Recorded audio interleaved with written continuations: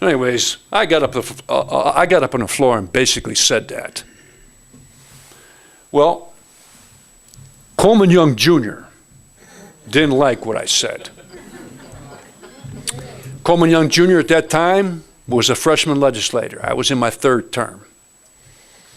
Well, he got up, and he didn't make any bones about it. He did not appreciate the comments of the representative from the 24th District.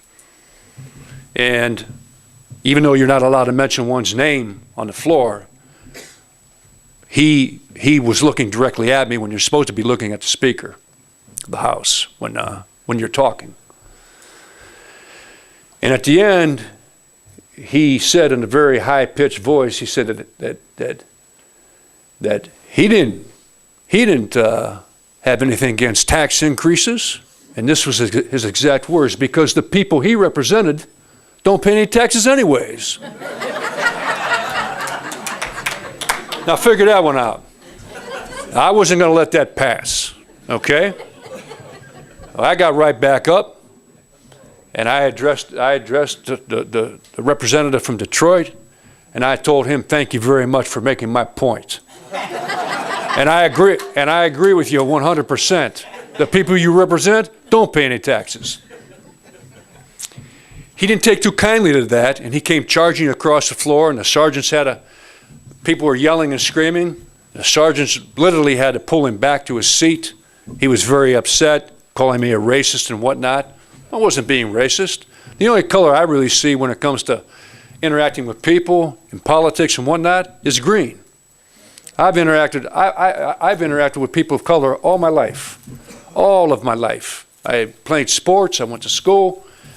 The color I see when I'm sitting on appropriations is green, taxpayer green, and that's the way I operate. But that remark stuck with me for the longest of time. I'll never forget that he said people that he represented do not pay taxes. Here, just a couple weeks ago, a friend of mine gave me this, and this brought back this memory. It's a Professor Joseph Olson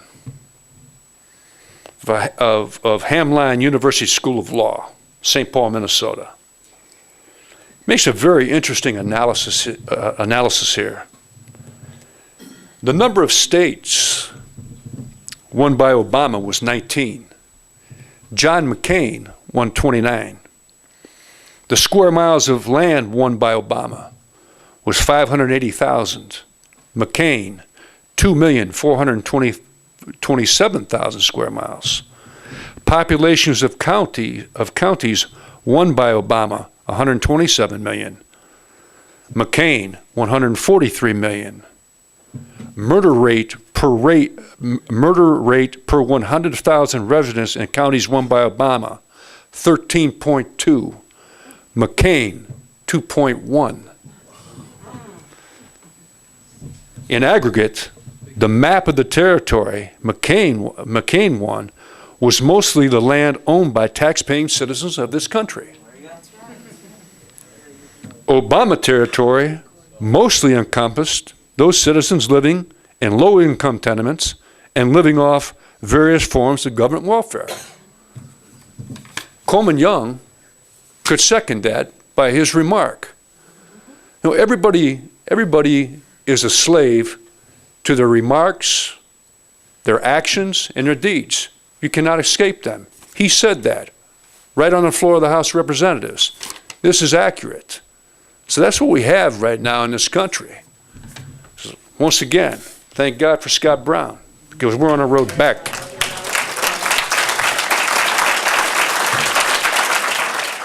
In regards to President Obama, he came in talking about change. Okay, here's the change we got. He put forth a stimulus package worth $788 billion. Anybody feel stimulated here by that? I sure did, because I'll tell you something, I got a small business, I didn't see one dime. And people are paying slow these days. $788 billion to stimulate the economy. He gave the banks, the financial institutions, a $700 billion bailout. He just recently gave Freddie Mac and Fannie Mae a 3-year blank check. No amount, just 3 years, all you need, it's there for you. Now, Freddie Mac and Fannie Mae were put forth by a political class headed by Bill Clinton that thought it would be great for everyone to own a home, whether they could afford one or not. It's a nice thought, it's a nice sentiment, but when the low interest rates turned to higher payments and that bubble burst and people were losing their homes by the dozens, by the hundreds, all of a sudden we had a financial collapse that very nearly borders that of the Great Depression. In 30 years of working on my own, actually I've been doing what I do for 35 years, I have never ever seen a year, maybe 15 months like the one we've just had. People losing businesses. In Michigan, the unemployment rate is 15%. In Macomb County, it's touching 20. In Detroit, it's up over 28. Now, from 2000 to 2009, Michigan lost 783,000 jobs. Now, we all know that the big three accounted for a lot of that, but not all of it. What is really scary about that fact is this, is of that 783,000 jobs, that was exactly 61% of the jobs lost by this whole country during that time period. Michigan accounted for 60% of the entire jobs lost in this decade. It's staggering. It's damn near spooky. Now, you know, jobs have to be our number one priority. A lot of people specialize in cute sound bites like jobs, jobs, jobs are my passion. Michigan needs jobs. I'm here fighting for jobs. Well, you know, I'm overwhelmed by these statements. I mean, tell me something else I don't know, that you all don't know. Michigan needs to put people in office that are job providers.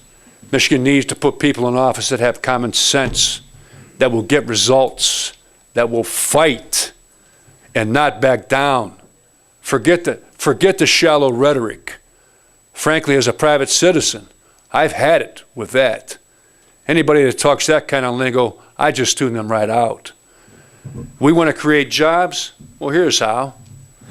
Number one, I think a comprehensive study of the tax structure of the 10 largest states that we compete for jobs with. We need to analyze these tax structures because obviously they are doing something that we are not doing. Michigan is not a business-friendly state.